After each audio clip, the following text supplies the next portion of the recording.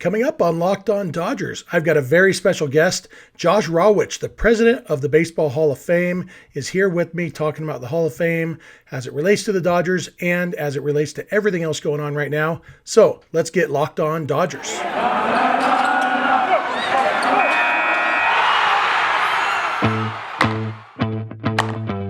You are Locked On Dodgers, your daily Los Angeles Dodgers podcast. Part of the Locked On Podcast Network, your team every day.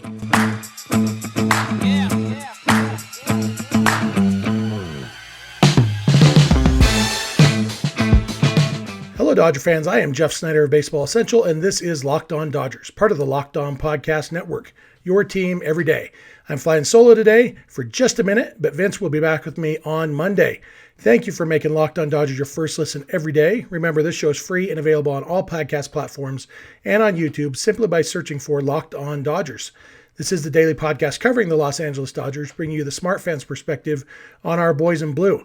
And as I mentioned in the teaser, I've got a very special guest today, Josh Rawitch, the president of the National Baseball Hall of Fame, joined me to talk about the latest news on the Hall of Fame, Cooperstown itself, his job, and just everything about the Hall of Fame. It was a great time. Spent about a half hour talking to him. So that's going to be this episode. And I got not much else to add because Josh was awesome. So I'm just going to jump right into my conversation with Hall of Fame President Josh Rawitch.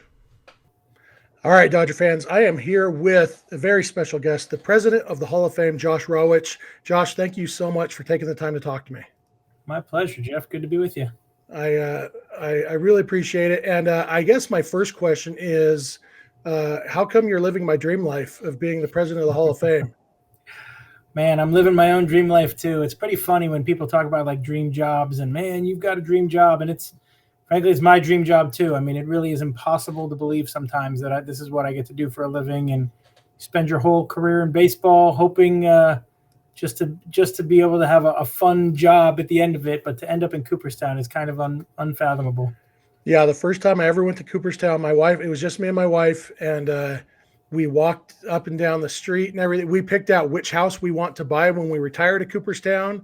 And maybe you picked out mine. We just got a new house last week. So ours is it's right on the river, just past so I think the river there's like a bridge and then you go past it I guess that would probably be east of the Hall of Fame. Yeah. And we're that first house on the left after you pass the bridge. I know exactly what you're talking about. It's not my house, so you can still buy it. Okay, good. Yeah, last time I checked on Zillow, it was only like $1.5 million. So I'm sure it's totally in my price range. There you go.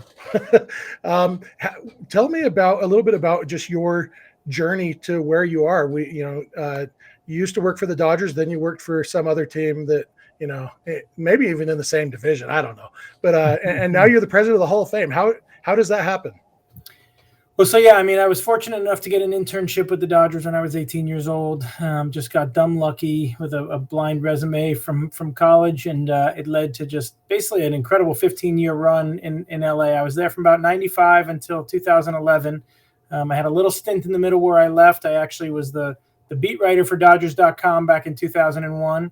And then I covered the Giants in 2002, came back to the Dodgers from 03 to 11. And then I was with the Diamondbacks, that other team you're referring to, from end of the 11 season all the way through 2021 when this past summer picked up the family and moved to Cooperstown. So to answer your question, how it happens, the guy who had this job before me, both of the people who had it before me, Jeff Idelson and Tim Mead, are close friends, but Jeff reached out and said, look, I think you might be a perfect candidate for this position if you ever think about moving here. And I said to my wife, you're not going to believe the call I got today. And I think she said, how would you ever turn something like that down if you got it? And sure enough, here we are living with the family in Cooperstown. Wives are pretty amazing in that way. Actually, the first time I went to Cooperstown, it was because my wife and I were in New York City, and she's the one who said, how far is it from here to Cooperstown? That's awesome. And I looked, it's like 3.5 hour drive. She's like, well, let's rent a car and drive to Cooperstown. Then I'm like, if you insist, okay.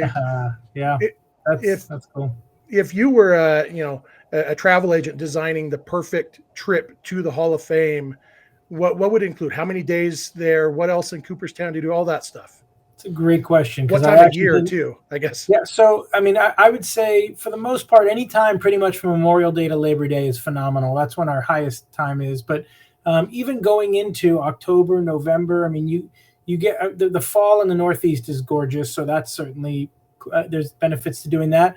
And frankly, a day like today, you could almost have the museum to yourself with a handful of maybe 20 other guests or whatever. So there's really no bad time to come. It might be cold outside right now and snowing out the window, but once you're in the hall, it's unbelievable. So to answer your question, I mean, I think a lot of people do a day trip where they come from the city and it's really hard to see everything that Cooperstown and the Hall of Fame has to offer in just a day or one overnight. I mean, I really would plan to spend a weekend here and maybe even a long weekend, because ultimately what I've found since moving here is how many other amazing things there are to do in Cooperstown. I mean, the lake is right there. So renting a boat and getting out on the lake and going to the golf course that's right on the water there and playing around at Leatherstocking. It's one of the nicest courses in all of the state.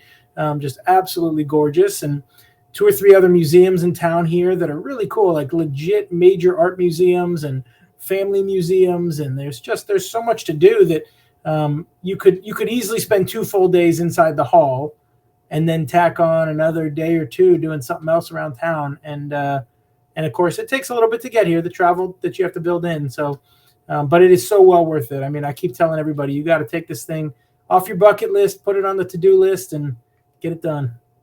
Yeah, absolutely. And, you mentioned a day like today, it's wintertime, it's cold there. And so there's not as much visitor traffic there. My family and I went to Washington, D.C. a couple of years ago in early December. And it was kind of the same thing. My wife hadn't been to D.C. since she was 10 years old. And her strongest memory is standing in a long line to look at the Constitution for 3 seconds and then be ushered along.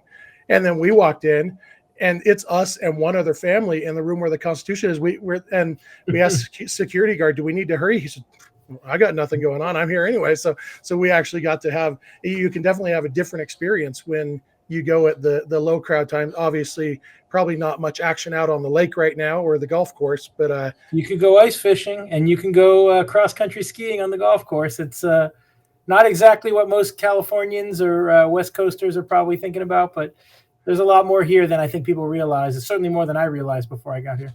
Yeah, and I can vouch to all my Dodger friends, where most of the people watching or listening to this podcast are in Southern California. I was born and raised there, but I've been in Utah for more than half my life now, and the snow is beautiful. Snow is wonderful, and it's nice being cold, and you're only cold till you go inside, Exactly. Let me tell you a little bit about Built Bar. If you haven't heard, Built Bar is the best tasting protein bar in the world. It's even better than a candy bar most of the time, and definitely better for you. So if one of your goals this year is to eat a little bit better, Built Bar is a way to do it. And it can help you because sometimes you just want chocolate. Well, Built Bars are covered in 100% real chocolate. And unlike candy bars, they are low calorie, low sugar, low carb, and high protein as compared to a candy bar, which is terrible for you. They got a ton of flavors to choose from. If you don't know what flavor you like, order a mix box and you'll get a bunch of different options and you can learn what you like. And then the next time you order, you could just order the ones you like.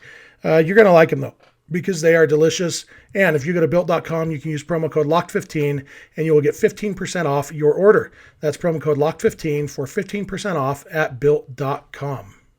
So there's been a lot, obviously a lot of talk about the Hall of Fame this week. It's been maybe the only topic of conversation because of the lockout. There's no actual baseball news. It's just the Hall of Fame, which is good and bad. And, we see a ton of passionate opinions from passionate baseball lovers on both sides of the issue. You see people saying, if the Hall of Fame ever lets Barry Bonds or Roger Clemens in, I'm never going back. And you see people saying, if the Hall of Fame doesn't put Barry Bonds or Roger Clemens in, what purpose does it serve? Yeah. And what's your thought as the president of the Hall of Fame, seeing these equally passionate baseball lovers? It's not like one side loves baseball more than the other, but they have really conflicting views. So what do you think about that? It's honestly what this place was built on. I mean, the debate about who belongs in and whether or not what character means to each individual voter and all those sorts of things, that's part of what makes this Hall of Fame so special and frankly a little bit different than the other Halls of Fame where you just don't get this sort of debate. So I totally respect where everybody's coming from. I understand the feeling that you're upset that your person didn't get in or you're happy that this person didn't get in. What I will say that I think is probably a little bit of a misperception in the masses is just that that somehow the people who didn't get elected this past weekend, whether it was Barry Bonds or Roger Clemens or Sammy Sosa or anyone else, Kurt Schilling, that somehow the Hall of Fame isn't a real place that documents history if we don't have them in the plaque gallery.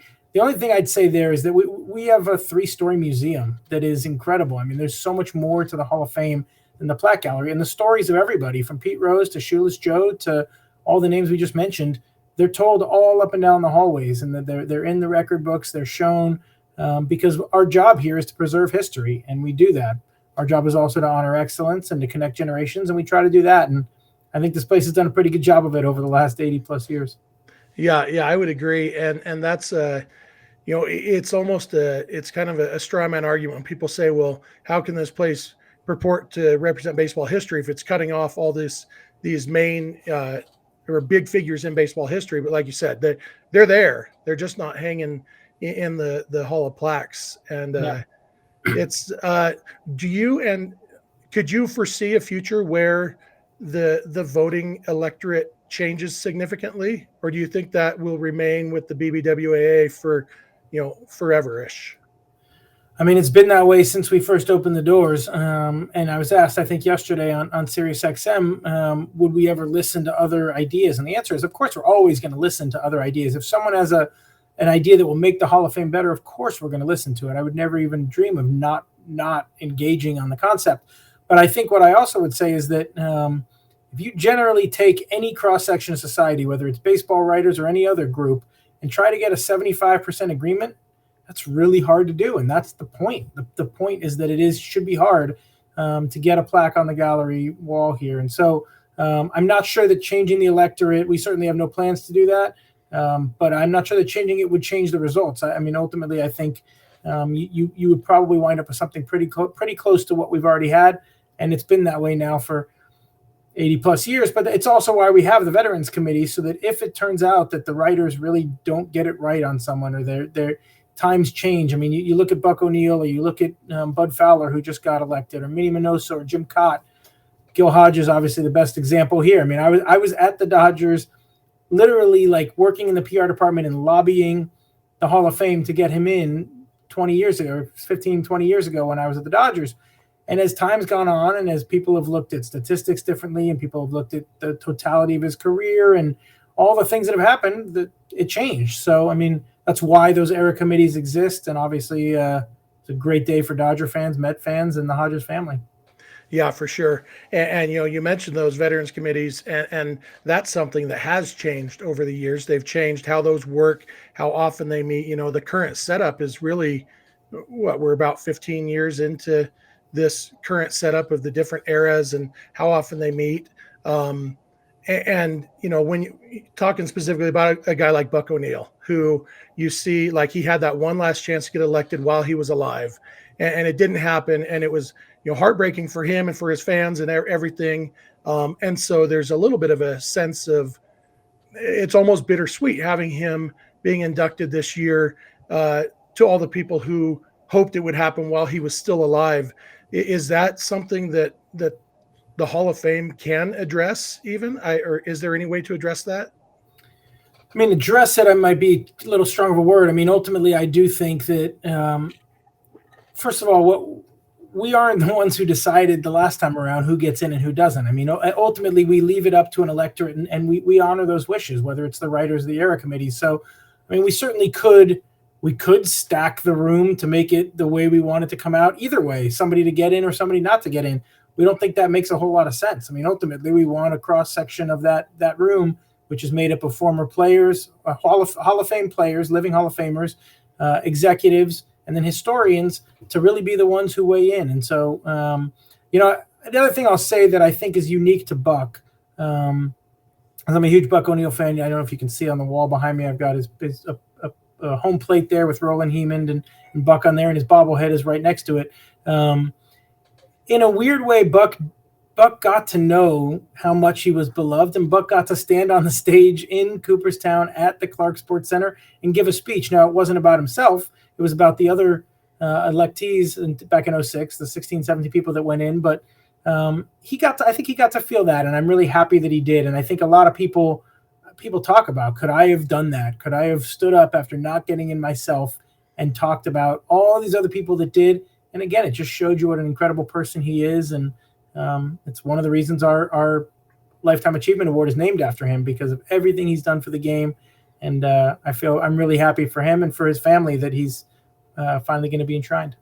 Yeah, for sure. I've mentioned this before, but Joe Posnanski's book, The Soul of Baseball, is my favorite book, not just my favorite baseball book. It's my favorite book of all time. It's so good, whether you're a baseball fan, a Buck O'Neil fan, or just a fan of great writing about great stories. It's awesome, which kind of leads. It's on the shelf right there. It's such a phenomenal book. Yeah.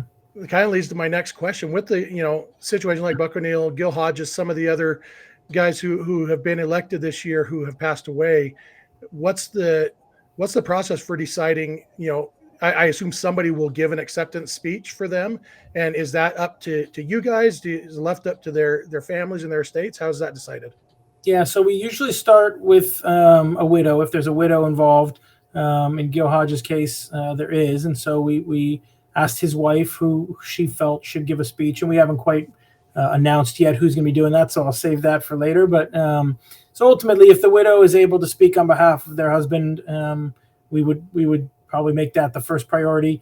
But then if they're not, if they might be too old, or maybe there's not a widow around, it could be a child. In some cases, it could be another relative, and in other cases, it could be, in Bud Fowler's case, there isn't any. He never had any children. He had no family really beyond his sisters, who are no longer with us. And so we're working on another way to make sure that he is represented properly at the ceremony. And so can't quite give you those names yet, but we've got a pretty good sense at this point who it's going to be, and we think it's going to make for a really cool ceremony in July. Awesome. I don't know if we can handle the traffic of breaking news anyway, so that's probably for the best. There you go. When we're talking about the electorate and how you said, you take any cross section of any group of people, and it's going to be hard to get that consensus from anybody. I think it was Ian Happ on Twitter said that any player who's played 10 plus years should get a vote in the Hall of Fame. And I quote tweeted that, and I'm like, well, and I have to, Twitter's a hard place because I'm a big Hall guy. And so when I say the least deserving, but some of the least deserving players in the Hall of Fame were elected by the veterans committees because their friends were on the committees, Frankie Frisch and all of them, there's a lot of guys, and I wouldn't want to kick any of them out. If anything, I'd say, okay, well, let's use that to make it more inclusive. I guess that kind of brings up my next question. What's your personal view of what the Hall of Fame should be? Are you a big Hall guy, a small Hall guy, or just what do you think? Well, it's interesting. Prior to coming here, I can't say that I know there are plenty of people who have strong opinions on big or small. And I honestly never had that. I always just enjoyed the Hall for what it was in the times that I came to visit it, in the times that I was here for induction weekends. I never really felt like, man, that person doesn't belong. Or that.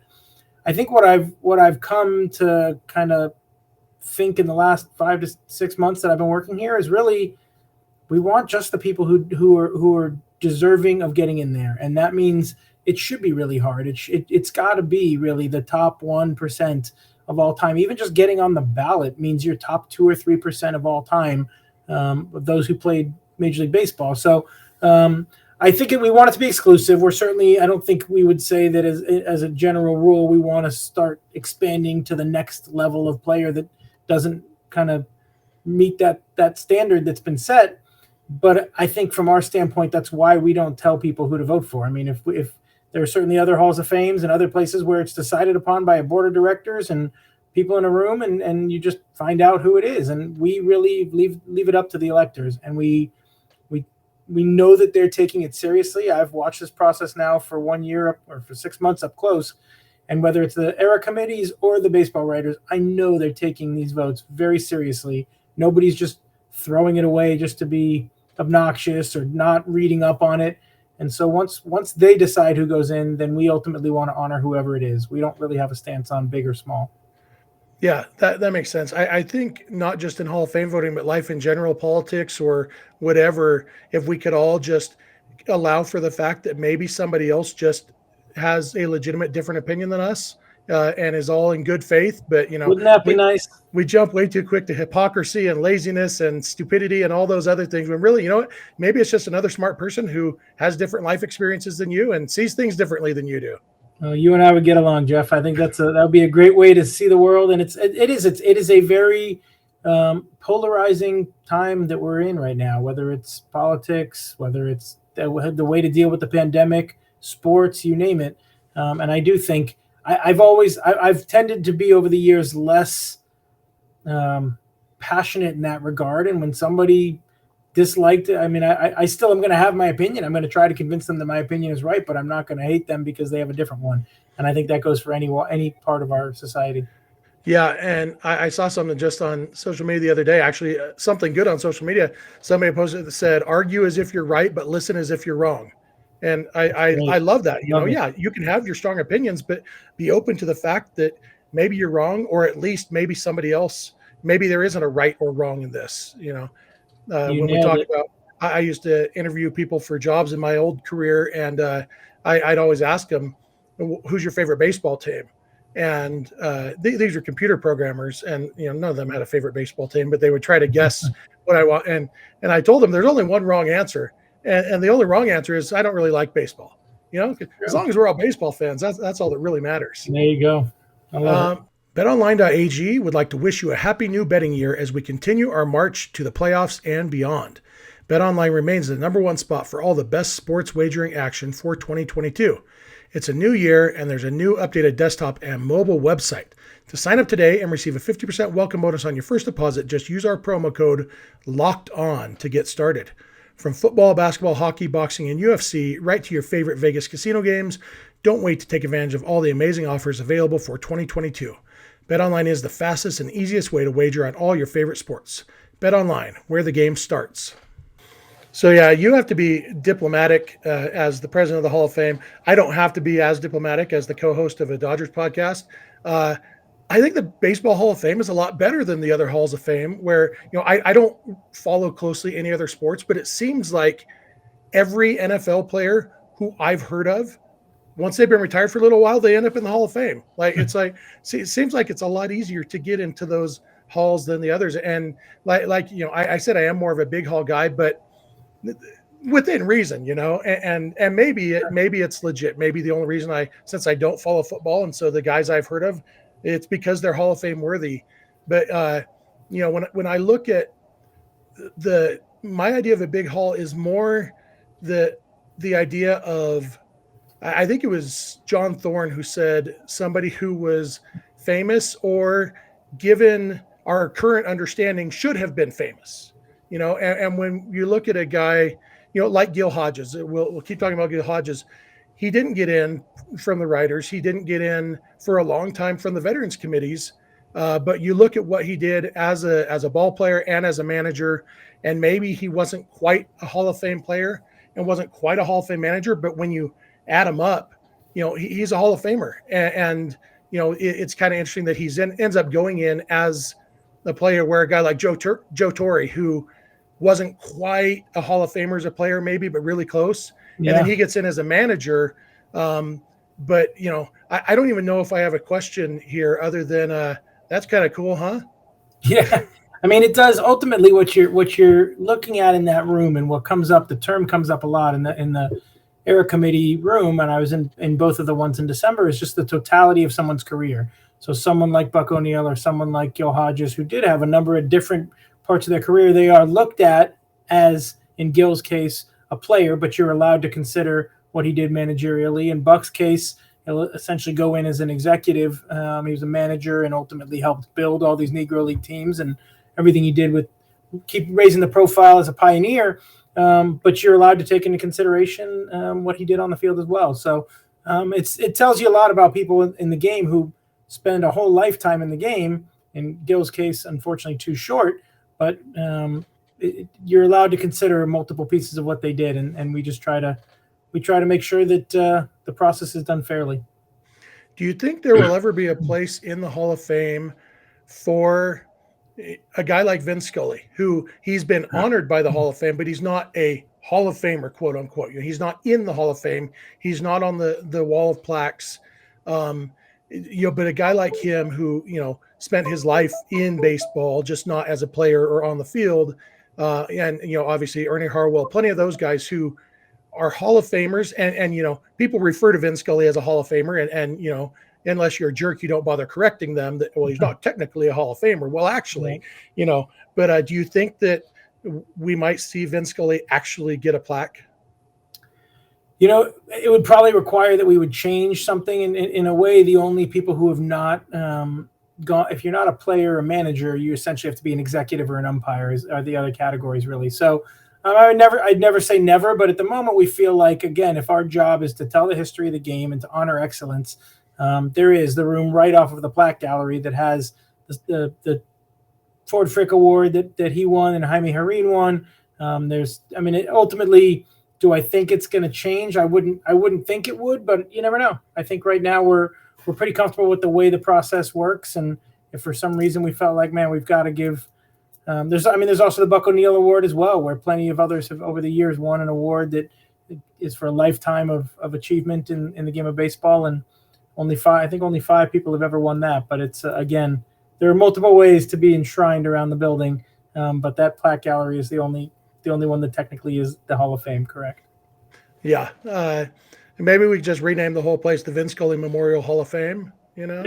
That's you're the president. You can do that, right? I suppose I could. I was there when we named the press box after him at Dodger Stadium, and actually one of my favorite things that I ever got to do was we inside the press box at Dodger Stadium, we put up a sign.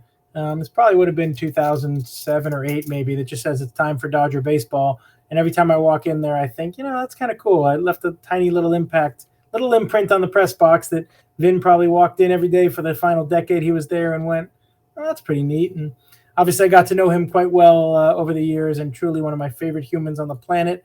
And just, I feel so lucky to have gotten to spend time with him as much as I did for my 15 years there. Yeah, he said hi to me once in the press box, and that I'm like, okay, I can die now. I'm good. Vin Scully said hi to me. That's awesome. I guess my last question, just back to you personally. What's your where are you from? Who did you grow up rooting for?